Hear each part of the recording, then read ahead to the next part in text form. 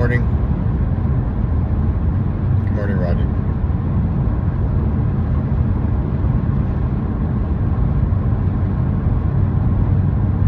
I don't know how I feel. I think it's one of them days.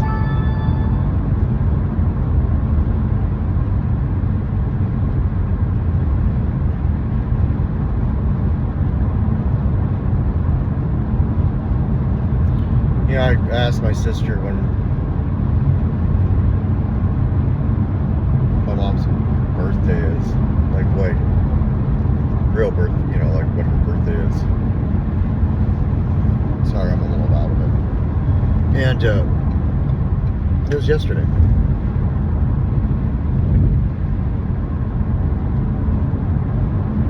I didn't even think to look on Facebook.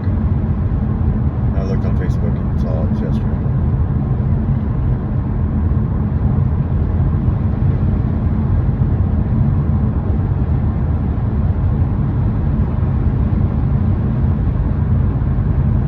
Trying to figure out like this tattoo idea.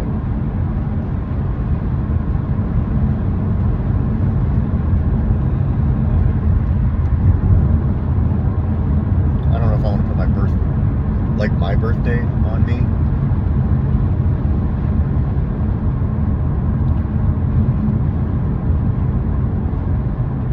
I might just do her month. Maybe her 2 dates, her birth date and her death date.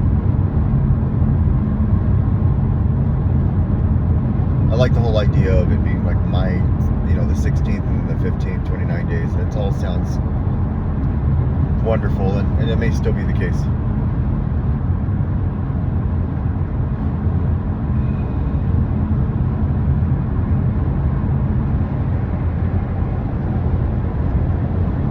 But it was yesterday.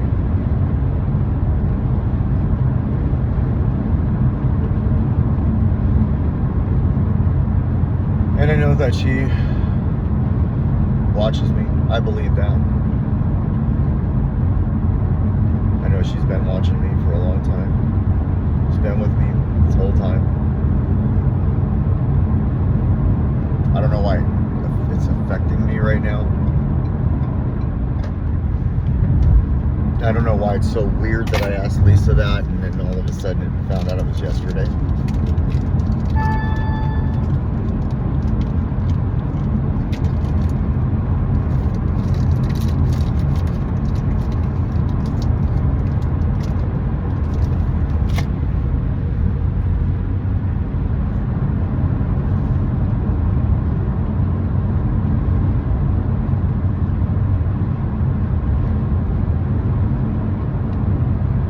I reached out to Northwest Resources, left a message with them, and then I reached out to the H&I panel this morning. Well, somebody from it. I want to speak when I have a year. I found that more fitting than speaking when I have 4 months or 6 months. At least for me. I don't think people should have to do that, but for me, I wanted to do that. It's not to take anything away from 4 months or 6 months. Shit, man, 2 days is a big deal.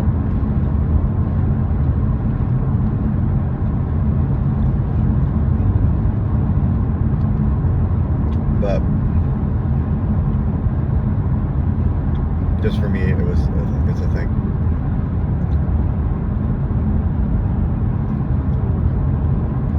There was that doubt in my mind that like, are you really gonna get there?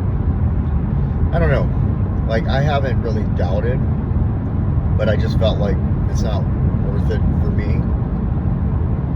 And maybe because I downplayed the fact that like I had 2 years, and when I'm sitting on 4 months, it ain't shit. When I know damn well that's some shit.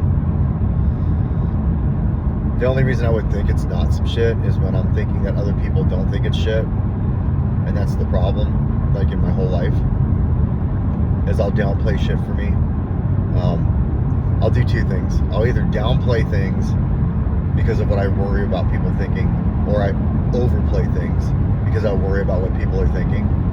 But when I like just break it down to just me and my higher power, just me and God, every minute is a big deal to me and to my higher power. And so the more and more I can get that mentality in my life, the more and more I'm closer to being at a level of where I want to be, knowing that there are going to be times that I feel like I'm not good enough for people, that I need to be validated from people, that I need assurance from people.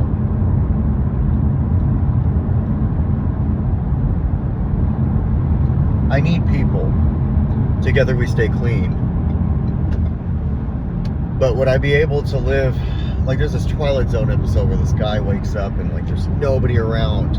He's going everywhere, all throughout the town. He can't find anybody. And he deals with it okay for a little bit, but then he just goes crazy. And then you find out at the end of the episode that he's like, he's a test subject in a tank, and that's like attacking a fear.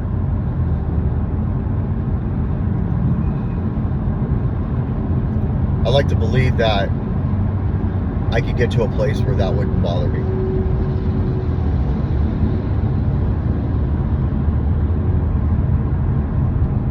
Like the movie Castaway. That's like one of my favorite movies because he's by himself. It's so intriguing. I'm so loud. I need to be heard all the time. It's a character defect of mine.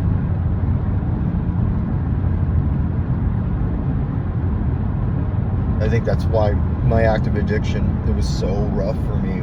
And this may be the same for others, but so afraid of everybody. Everybody. Even my littles could punk me.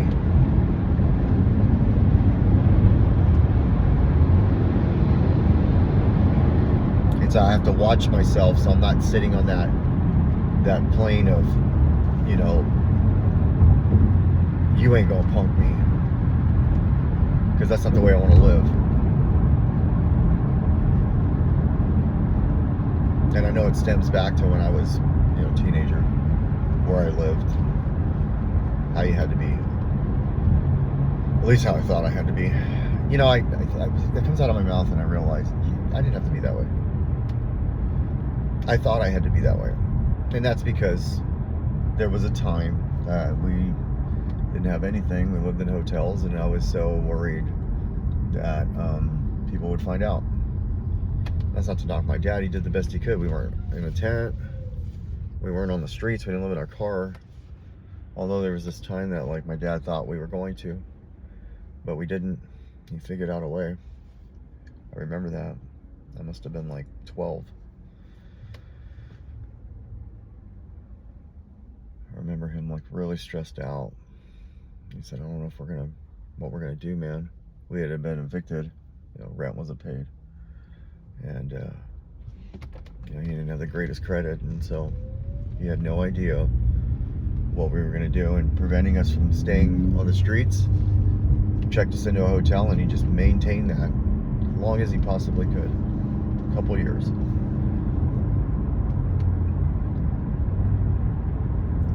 We stayed in hotels for a while. No drug use, none of that. That had to have been rough for my dad. It had to have been rough for my mom. We were just kids. My parents had a pride thing, as everybody did. You know, everybody's parents did, that I can think of. So it was about the perception of everybody else. Oh, there you go. There you go. That might explain some things. What is this, like self-therapy?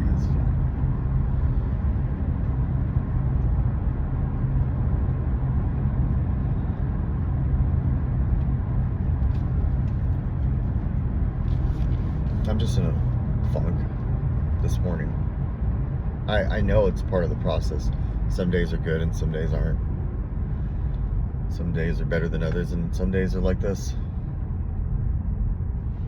I woke up.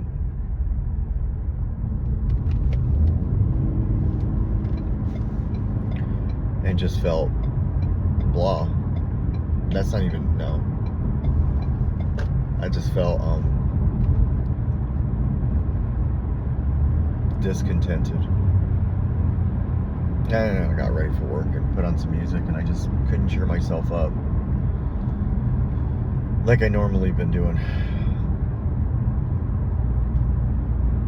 Wanted to get up at 4 a.m., didn't get up at 4 a.m. So I beat on myself for that. Doesn't help when I went to bed at like 12:30.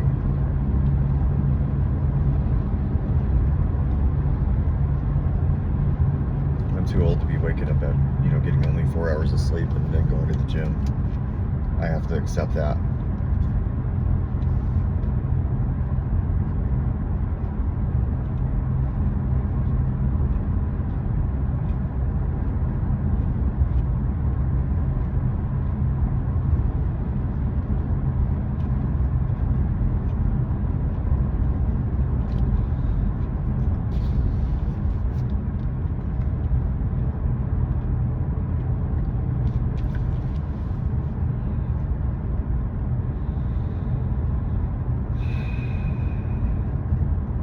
Rodney, you're loved, you're wanted, and you're needed. I know you feel sad right now. So you'd rather feel angry. You'd rather feel discontented. You'd rather feel anything else. And you feel like you shouldn't be sad because there's people dealing with shit right now that like they have a real reason to be sad. You don't feel like you have a real reason to be sad because of it. You're not dealing with what they're dealing with. And your heart does go out for them, but what you're dealing with right now is part of the process. You put yourself through so much shit, dude. And you just feel like all of this is just a facade. And it's not. It's not a facade. But your brain wants to tell you that it is, so you just stop doing it and just fucking wither away. So your brain can tell you, well, you give it a good go, man. But you're always gonna be that fucking piece of shit loser that you were. Because that's where you live at. That's not who you are, Rodney. That shit is always gonna try to creep in. It'll find creative ways to do it. It'll wait till you're sad. You find out it was your mother's birthday yesterday. And that's how you'll do it.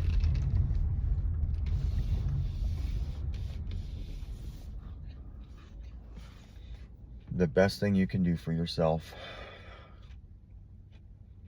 is keep fucking going.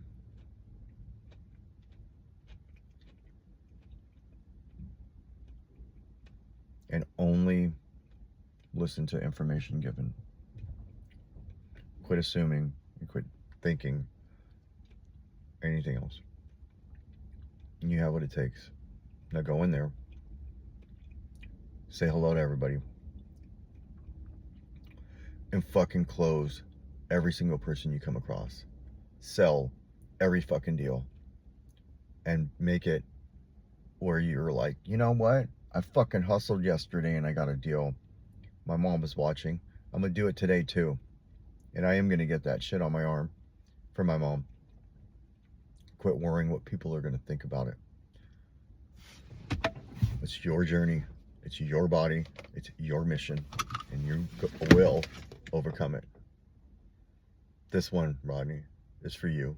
When you go back and watch this shit, this was the one that I want you to watch out of all of them. You're fucking amazing, dude. And you have what it takes. And it's not fuck everybody. What it is fuck living the way you used to live. They talked about the gifts of recovery last night in a meeting you attended. The gifts of recovery are this. You don't have to be afraid of anybody anymore. You don't have to be sweating walking around anymore. You don't have to figure out what you're going to do anymore. And you don't have to fucking be afraid anymore. You don't have to worry about the eye contact you make while you're driving. You don't have to fantasize about how you're going to hit a fucking truck. You don't have to do any of that anymore. You don't have to beat yourself up because of what you did the last couple of days. You don't have to be afraid of your kids. Those are some of them.